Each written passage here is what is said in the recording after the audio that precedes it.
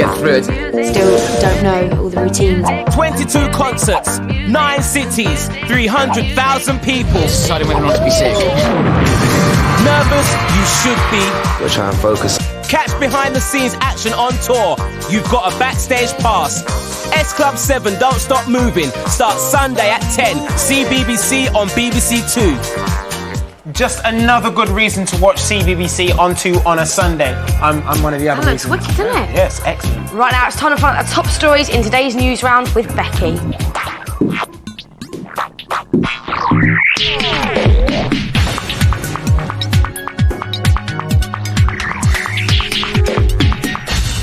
This is News Round. Welcome to the programme. Our top stories this afternoon. A final farewell to the Queen Mum. Plus, a race to cross the Atlantic into the record books.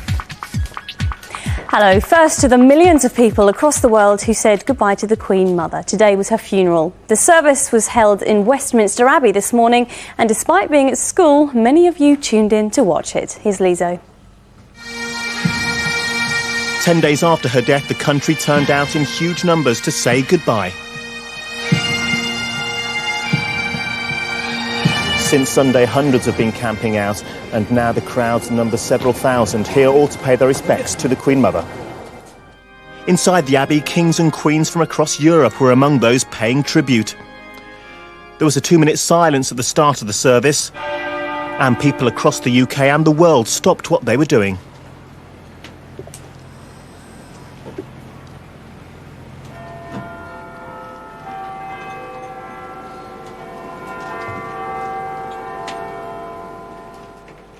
At this school, like many others across Britain, lessons were stopped so that children could watch the funeral.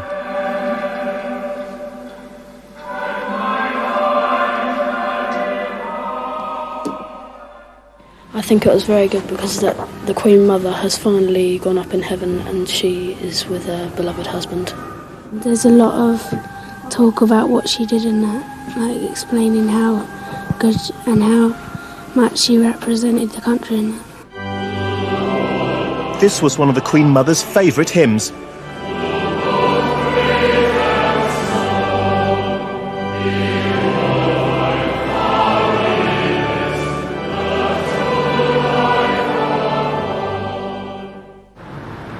After the funeral, the coffin began its final journey back to Windsor Castle, just outside London. Here, in a service later this evening, her coffin will be placed in a tomb alongside the body of her husband, King George VI, and the ashes of her younger daughter, Princess Margaret. And this time the royal family will get a chance to say a more private goodbye to the Queen Mother. Now on to the rest of the day's news. And there's no let-up in the fighting in the Middle East. After a warning from the United States, Israeli forces have stopped attacking 2 Palestinian towns, but fighting has started in a new area near Hebron. 6 children have been taken to hospital after swimming in the sea near a beach in West Wales. They all suffered burns, which are thought to have been caused by chemicals. People have now been told not to swim in the area while an urgent investigation is carried out. And the Brazilian city of Rio de Janeiro is threatening to take the makers of The Simpsons to court. The city claims one episode of the cartoon is bad for its image. It shows Bart being swallowed by a snake and Homer getting kidnapped by a taxi driver. It's exactly 5:30. Next, a 13-year-old girl has been charged with smuggling nearly £1 million worth of heroin into Britain. The 13 kilos of heroin was found hidden in her clothes. She was arrested last night as she arrived at Manchester Airport on a flight from Pakistan. The girl claims she was travelling alone, but says she has family in Bradford. She can't be named for legal reasons, but is due to appear in court on Thursday. Now, it's a busy day today up there in space. The Atlantis shuttle has blasted off on a voyage to the International Space Station, and it's carrying a record-breaking astronaut. 3, 2, 1. We have booster ignition and Liftoff for Space Shuttle Atlantis, but it very nearly wasn't. NASA boffins had to fix a computer glitch with just 11 seconds to spare. On board is astronaut Jerry Ross. He's making a record-breaking 7th flight on the shuttle. Atlantis is heading towards the International Space Station with a 13-metre long piece of steel that will eventually become the station's backbone. space station started as a dream to send people to the stars. It involves 16 different countries, with America and Russia the main players. And although it was sent into orbit more than 3 years ago, it's still being built. 45 more shuttle missions are needed to deliver all the parts. Eventually, the station will become a flying laboratory, and scientists say working without any gravity may help with loads of new discoveries. By the time it's finished, in around 2005, the station will have cost more than £60 billion, making it the most expensive object ever built. Finally, could you beat your dad in a race? Easy. Well, what if it's a competition to sail across the Atlantic and you've got to do it all on your own? It's a tough call, but 15-year-old Seb Clover is giving it a go. In December, he and his dad set off in separate boats from the Canary Islands and raced to Antigua. We caught up with Seb during his training at his home on the Isle of Wight. This is my boat Reflection, and in December, I'm hoping to be the youngest person to have sailed across the Atlantic at the age of 15. My friends think that I'm probably a bit mad to be going across the Atlantic, and yes, I am. Dad just said, if you're going across the Atlantic single-handed, I'll race you. And I said, okay. It should take 27 days for us to finish the race, which is about 100 miles a day. Although we reckon they'll probably go a bit faster. I think I'm going to win the race. I think it would be very foolish for me to let Seb win. I'm going to win because of chocolate, and I'm going to eat as much chocolate as I can on the way across. And the only problem is keeping it from melting. This is where I cook my food, and basically what I'll be doing is getting tinned stuff like baked beans and ravioli and stuff, and I'll put a pot there and just shove things into it. Here I'll be navigating, and I should know where I am. Over here I'll be sleeping. I have to anticipate that everything will happen when I go across the Atlantic. I could be hit by a hurricane, and I could hit containers that have fallen off ships. When I finish the race, it'll probably be back to reality and finish my GCSEs.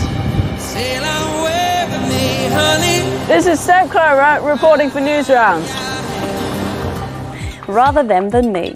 That's it for today. Don't forget to check out our website for all our stories and tune in to Newsround Light over on the CBBC channel at 6:25. I'm back tomorrow live at 5:25. Till then, see ya.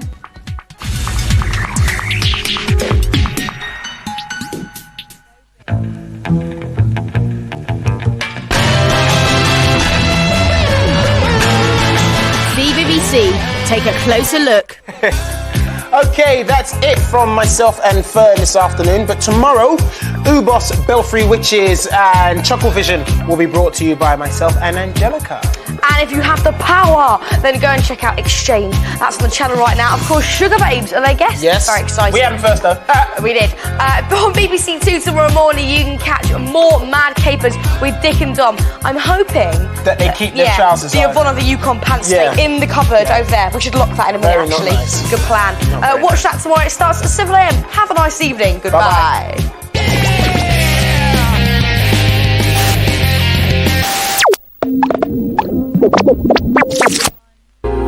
Set amongst the cream of London society, featuring an all-star international cast. Passion, romance, intrigue, and sharp suits. The penultimate episode. It could only be Chelsea v Fulham in the FA Cup semi-final, Sunday at 6:30. Live and interactive on BBC One and Radio 5 Live. The FA Cup.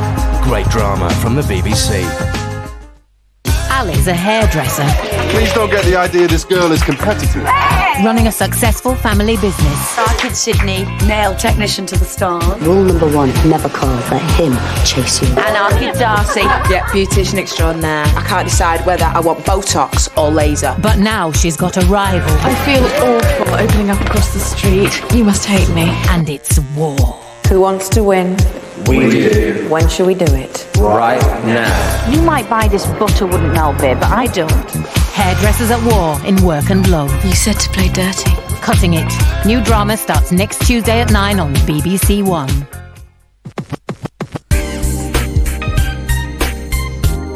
And this is BBC One. You mustn't give up. If your heart's set on someone, you must give them everything you've got. If you've fallen for someone, no one else is ever good enough. You must be true to your heart. Look, I'll agree with all your rules, I'll do it all your way. But if you don't run to Joe, I'll never forgive you. Never.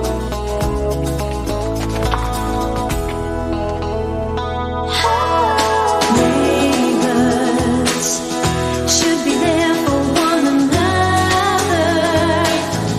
That's when good neighbors become good friends. Good friends. Mum? Oh, could you put some sunscreen on for that, please? Haven't you got better things to do than sunbake in the backyard? Yeah, sunbake at the beach. The beach? Yes, you know, sun, sand, surf. Surfers. Flick.